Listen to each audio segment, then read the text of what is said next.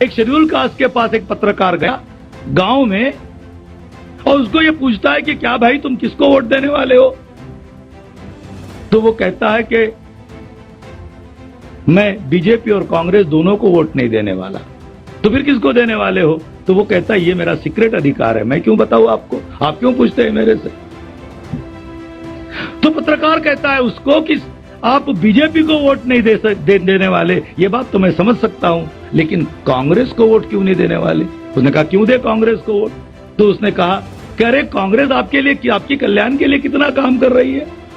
आप गांव के आदमी है, आपके पास जमीन नहीं है, तो आपको भेड़ बकरियां भैंस खरीदने के लिए आपको बैंकों से लोन दे रही है, सब्सिडी दे रही है, आपको पंचायत व्यवस्था में आपको प्रतिनिधित्व दे रही है, आपको सरपंच बनाया जा रहा है, पंच बनाया जा रहा है। तो उसने सवाल किया, वो आम आदमी ने सवाल किया कि क्या सारी उम्र हम भेड़ बकरियां पालने वाले खरीदने वाले ही बने रहे? क्या सारी उम्र हम पंचायत समिति के पंचायत के ही मेंबर बने रहे? तो क्या कांग्रेस हमें प्रधानमंत्री बनाने वाली है देश का? क्या हमारे किसी भाई को प्रधानमंत्री बनाने वाली है? अगर बनाने वाली है तो बताओ, मैं कांग्रेस को वोट देता हूं। तो ये जो बात है, ये उदाहरण क्या दिखाता है कि एस्पिरेशन समाज में है, वो एस्पिरेशन बढ़ रही है। वो एस्पिरेशन से सत्ता पर नियंत्रण, हमारा सत्ता हमारे हाथों में आए, सत्ता पर हमारा प्रभुत्व स्थापित हो। और ये सत्ता पर प्रभुत्व स्थापित करना ये बच्चों का खेल नहीं, ये आंदोलन, अपने आंदोलन को महान बनाए बगैर हम लोग ये नहीं कर सकते। तो जो आम हमारा आदमी है, हमारे समाज का, उसकी जो एस्पिरेशंस बढ़ गई, महत्वाकांक्षाएं बढ़ गई, वो महत्वाकांक्षा फुलफिल करने के लिए समाज में जब वो प्रेरित होता है, कार्यरत होता है, तो इससे उनका ध्यान हटाने के लिए हमारे समाज में अन्याय अत्याचार की बात को लेकर, अरे वो गांव में अन्याय हो गया, भाई उसके लिए क्या करने वाले हो तुम?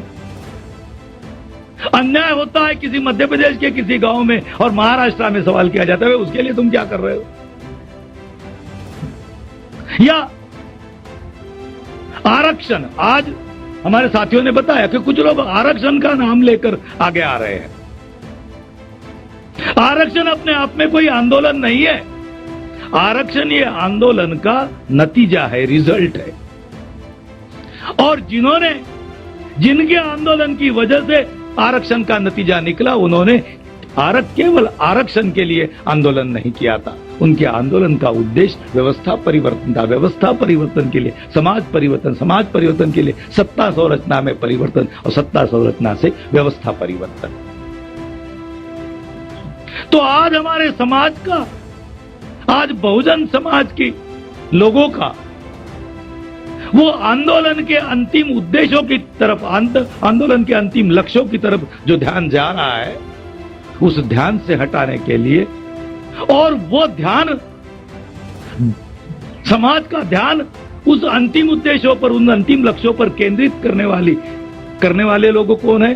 तो वो पढ़े लिखे लोग हैं। समाज में जो पढ़े लिखे, जो हमारे समाज के जो पढ़े लिखे कर्मचारी है, ज्यादातर वो बामसेब के माध्यम से जो काम समाज में समाज जागृति का हो रहा है, वो लोग हैं। तो ये जो सरकारी कर्मचारी है, जो पढ़े लिखे कर्मचारी, ये पढ़े लिखे कर्मचारी ये इस आंदोलन को लेकर चल रहे हैं, तो इनको ही रोका जाए।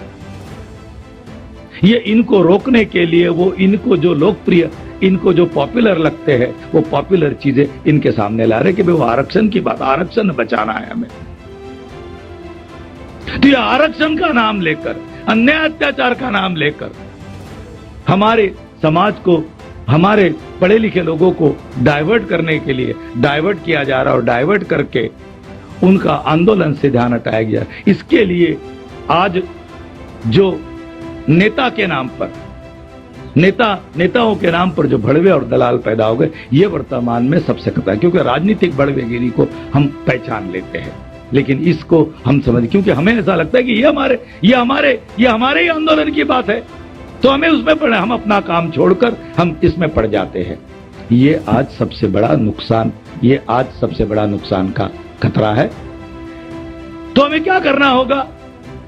जैसे जैसे क्रांतिवादी आंदोलन बढ़ेगा, वैसे वैसे मैं आपको ये बताना चाहता हूं कि दलालों और भड़वों की संख्या कम नहीं होने वाली। हमारे को बहुत साथियों ने कहा कि भाई इसको कम करो, ये इसको काउंटर, इसको कम कैसे किया, ये ना हो पाए। ये ऐसा नहीं होने वाला। दलाल और भड़वों की संख्या भविष्य में बहुत बड़े पैमाने पर बढ़ने वाली है,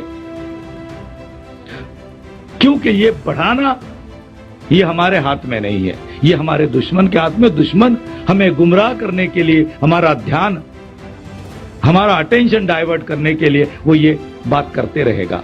तो सबसे बड़ा उपाय, सबसे बेहतर उपाय ये है कि हम भड़वे और दलालों का फिनोमिना समझे और फिनोमिना समझकर भड़वे और दलाल क्या होते हैं, कैसे होते हैं, वो क्या करते हैं, ये समझे और समझकर अपने समाज को समझाए, ताकि भड़वे और दलालों का जो प्रभाव समाज पर होता है वो प्रभाव को काउंटर किया जाए, उस प्रभाव को निष्प्रभ किया जाए। यही उसका सबसे बड़ा उपाय है। ये बात आप लोगों के सामने रखने के लिए हमने इस विषय को आपके सामने रखा था।